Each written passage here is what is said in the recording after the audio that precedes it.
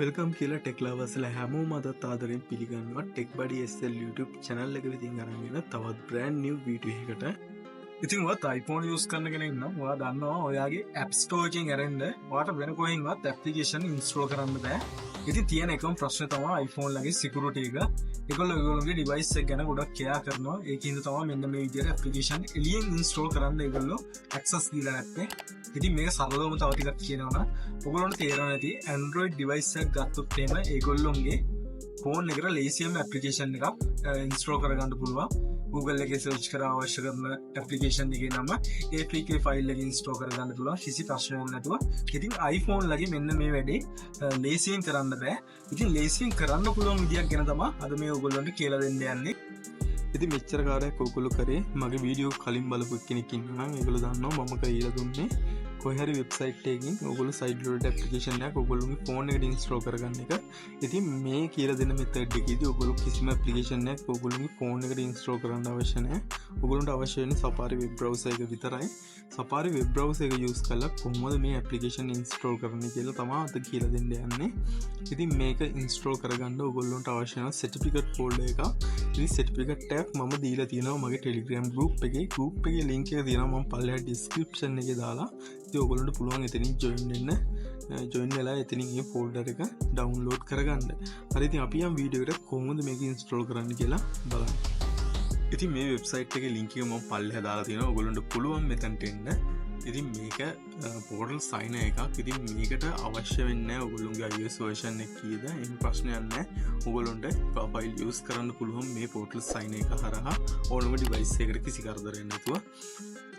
ඉතින් මම කියලා දෙන්නම් කොහොමද මේක පාවිච්චි කරන්න කියලා. ඉතින් පළවෙනියටම තියෙනවා choose file කියලා. එතනට ඔයගොල්ලෝ කරන්න ඕනේ ඔයගොල්ලන්ට අවශ්‍ය කරන file එක upload කරගන්න. ඉතින් මම මෙන්න මේ විදිහට මල් ළඟ තියෙන Scarlet application එක upload කරගන්නවා. ඉතින් ඊළඟට තියෙන්නේ mobile provision file එක ඉල්ලලා. ඉතින් මම ඔයගොල්ලන්ට දැනටම certificate folder එකක් දීලා තියෙන්නේ. ඉතින් ඔයගොල්ලෝ ඒක unzip කරගෙන මෙන්න මේ විදිහට choose file කියන එක click කරන්න.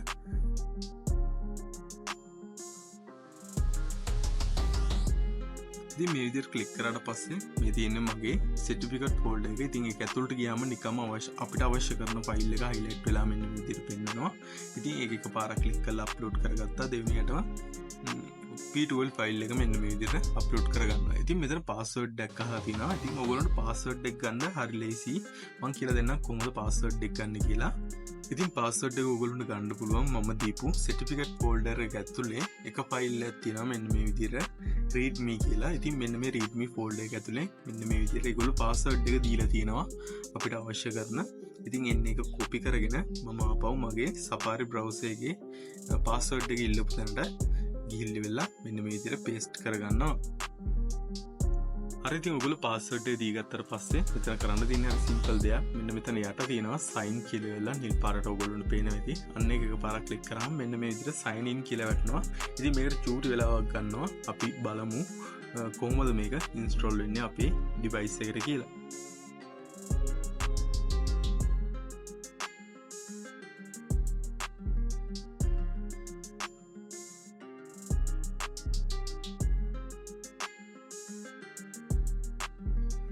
හරි ඉතින් මෙන්න මේ විදිහට success කියලා වෙලා ඔයගොල්ලන්ටත් message එකක් එයි.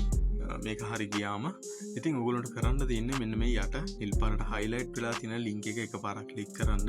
click කරාට පස්සේ මෙන්න මේ විදිහට message එකක් pop up වෙයි. ඉතින් එතන දිනවා install කියලා. ඉතින් කෙලින්ම මෙන්න මේ install කියන එක click කරන්න. click කරලා ඉවරලා ඔයගොල්ලෝගේ home screen එකට ගිහලා බලන්න. ඉතින් මේ තියෙන්නේ මගේ Scarlet file එක මෙන්න මේ විදිහට install වෙන්න පටන් ගන්න තියෙනවා. අපි බලමු මේක install වුණාට පස්සේ open කරලා application එක වැඩද කියලා.